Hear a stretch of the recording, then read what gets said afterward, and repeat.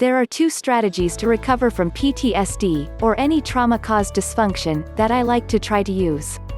First, I try to moderate my dysfunctional responses to triggering situations. Second, I try to investigate my past, so see what I can learn about the kinds of situations that will trigger me. If I can learn to anticipate triggering situations, I can be prepared to reduce the strength of my reaction and to find alternative and more effective responses to these triggering situations. Memory is an interesting thing. It is stimulated by other memories.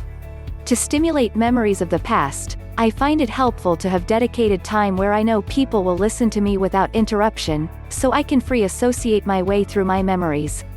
I never know which stories will lead me to potential sources for my trauma.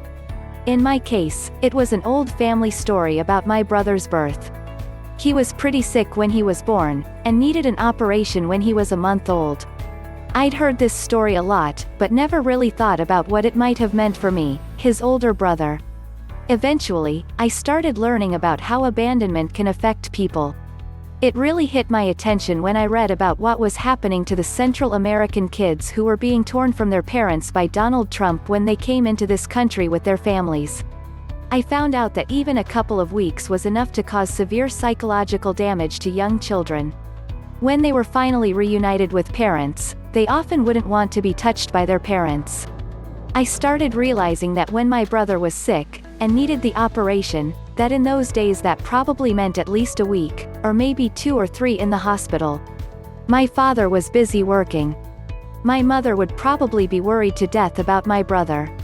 What would she have done with me when he was in the hospital?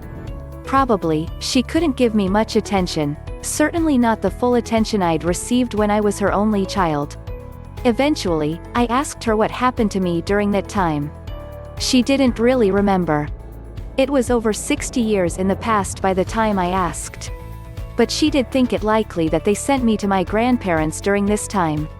Maybe it was a week. Maybe 2 or 3. No one alive really remembers, now. I wonder if there are any diaries remaining. Or any kind of financial records. But everything was cash in those days, so I'm probably sole as far as corroborating evidence. Anyway, I figure that for me, it was like suddenly losing my parents, the way it happened to those Central American kids that Trump took from their parents. Suddenly I was with people I didn't know as primary caregivers. Whoa. How would my toddler mind at age 1.5 respond to that? It was probably very traumatic. I probably internalized it the way they say young humans do. I thought it was my fault. I had done something wrong. I was so bad, my parents could keep me. Except I barely had language to think these things, so it would have been internalized with experiential memory, not symbolic memory. It would be an experience, not a memory I could dredge up. But as an experience like that, it trained me to be wary about abandonment.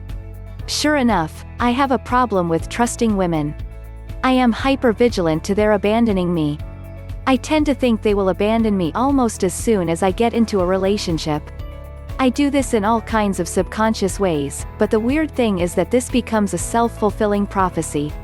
I believe I will be abandoned, and so I subconsciously express that expectation, and sure enough, people pick up on it, and they come to think there's something wrong with me, which there is, and they leave. This reinforces my sense of not being deserving of an intimate relationship, which is what I learned when my parents abandoned me at age 1.5. I don't blame my parents. I would have done the same thing with my child. It was an accident of circumstance that this happened. It wasn't deliberate, like what Trump did, but it had the same effect as if it were guided by a malignant intelligence. Oh hell. Trump only wanted to discourage immigrants. I'm sure he didn't think about the effect on the babies, either. Though he has less excuse, because we know more now about this impact than my parents did back in 1958. It's a kind of sleuthing, digging up past trauma. Any story might be a clue. You have to think logically and emotionally. You have to let your mind flow free, letting one memory lead to another. You have to tell these stories out loud because we take it more seriously when we talk out loud to a listener than when we think on our own.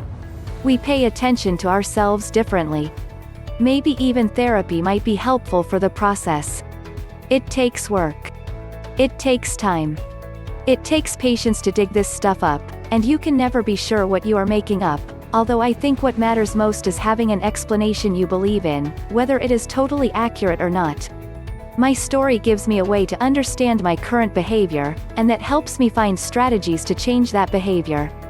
Understanding or believing that my reaction to abandonment is what gets in the way of me being able to sustain long-term love relationships gives me things I can try to do to change. It's all experimental.